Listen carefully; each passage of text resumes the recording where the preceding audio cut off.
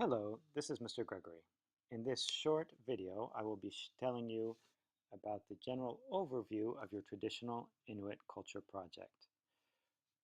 Actual details of everything that will need to be included in your project will be shared with you on a Google Doc, and I will go over it in class. So please don't worry about that now.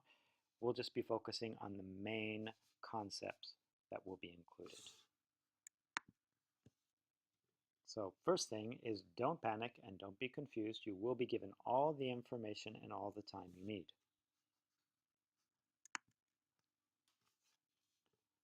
One of the main things you'll be looking at in this project are the similarities between the traditional Inuit culture and your own. In the same way that all three of these birds are different in some ways, they all have commonalities. You will be looking at what's the same about the traditional Inuit culture and your own. You will also be contrasting your culture with the traditional Inuit culture. So in the same way that these apples and oranges have commonalities, there are also things that are different about them. You will need to look at what is different about your culture and the traditional Inuit culture. Besides the obvious things about a culture when you begin to study it, the language, the clothes, the food they eat, there are underlying things. So just like we have an iceberg and what you see at the top is just the beginning, there's all this other stuff that goes down underneath. An example of that with a culture might be the person's beliefs. You can see the clothes they wear, you can see the food they eat, but if you don't talk to them and research a little further, you won't know what their beliefs are.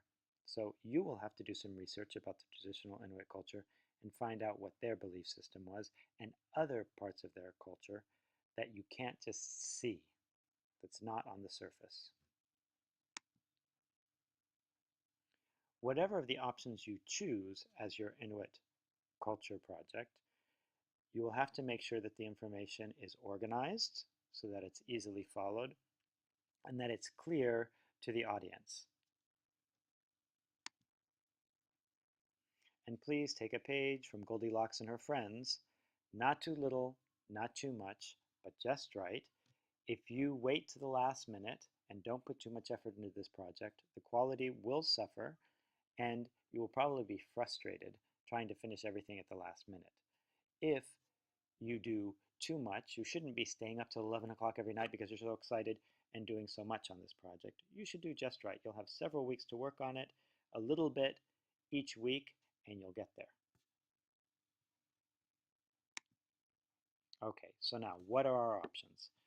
You have the option of doing a 3D Inuit village. You have the option of doing a Google slide presentation.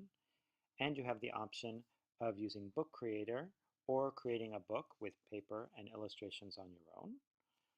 You could also do a combination of doing a paper book with illustrations and then taking photos of that and importing it into Book Creator or a Google slide presentation. So it's up to you. You can kind of combine these in certain ways. You could take a 3D Inuit village and take pictures of it and then use it in some sort of digital presentation. So it's really up to you.